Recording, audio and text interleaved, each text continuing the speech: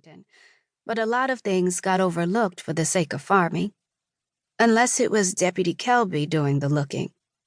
Unless you were Sarah Dewhurst being looked at, with her skin so much darker than her father's, so much lighter than her dearly departed mother's. Deputy Kelby had thoughts on these issues. Deputy Kelby would be only too happy to find Sarah Dewhurst, daughter of Gareth and Darlene Dewhurst, illegally behind the wheel of a farm truck. And what might he do then? Sarah pulled her coat tighter around her, tying the belt. It was her mother's coat, and she was already outgrowing it, but not by enough to find the money for a new one. It strained across her shoulders, but at least it kept her warm enough. Almost. As Sarah put her hands back in her pockets, she heard wings. They were an hour from midnight.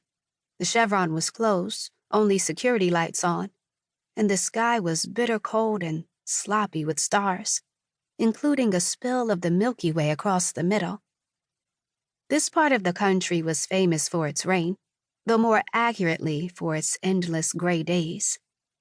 This night, though, January 20th, 1957, was clear. The three-quarter moon was low in the sky, bright but a supporting player to the specks of white. Specks of white that now had a shadow cast across them. "It won't hypnotize you," her father said. "That's an old wives' tale. It's just an animal. Big and dangerous, but an animal." "An animal that can talk," she said.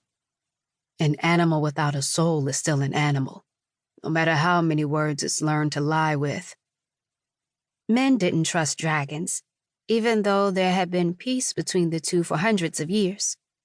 Her father's prejudice wasn't uncommon among people his age, though Sarah wondered how much sprung from the way the articulate, mysterious creatures so comprehensively ignored men these days, save for the few willing to hire themselves out as labor. In Sarah's generation, though, it was hard to find a teenager who didn't also want to be one.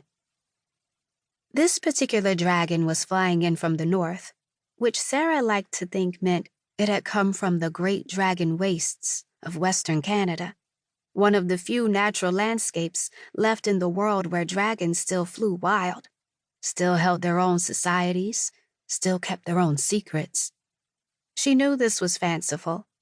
Canada was nearly 200 miles away, the wastes a further 200 beyond that, besides which the Canadian dragons had withdrawn official communication with men a decade before Sarah's father was born. Who knew what they got up to in the waste these past 50 years? The individuals who still hired themselves out as labor gave no answers, if they even knew. This one was probably only coming from another farm, another place of grubby, poorly paid hire. It flew over them. Thought Sarah. He flew over them. The only reason she didn't think she was because her father had slipped when he first mentioned the hiring. "It's not illegal," he'd said, which Sarah knew. "But there'll be trouble no matter what. We keep quiet until he's already working, and no one can stop him."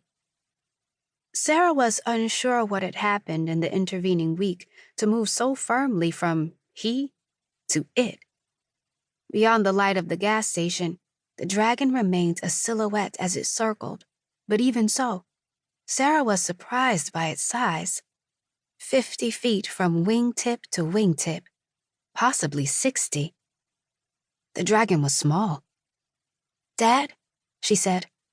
"Hush now." They watched it fly over them once more, then take off again into the sky. This meeting place wasn't so surprising, nor was the hour. Enough light and civilization to make the man feel safe, enough darkness and lack of other humans to make the dragon feel the same, what with everything her father had rightfully said about potential trouble. Even so, this dragon was clearly more cautious than most of its kind. When it finally landed, she saw why. She also saw why it was so small. "He's blue," she said, breaking several of the rules her